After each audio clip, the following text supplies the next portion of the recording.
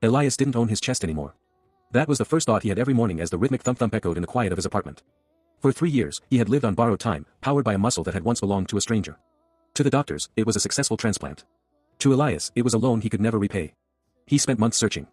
He knew the rules about anonymity, but guilt is a persistent private investigator. Eventually, he found a name, Julian Vane.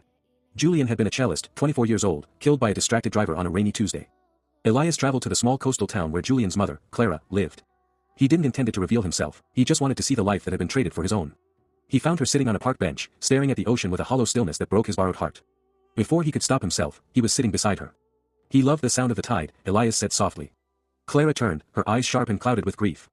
How could you know that? Elias took a shaky breath. He didn't tell her his name. Instead, he began to do things for her. He fixed the leaking roof of her cottage. He weeded the garden Julian used to tend.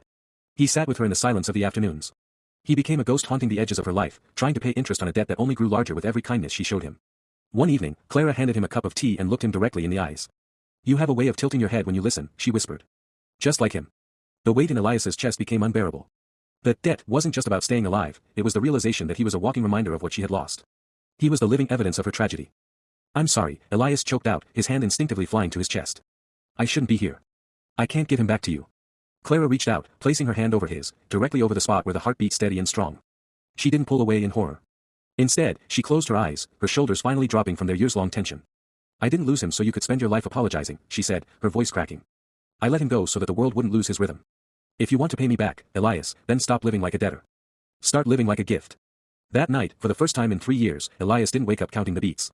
He simply woke up. The debt wasn't gone, it never would be, but he realized that the only way to honor a heartbeat is to let it lead you toward a life worth living.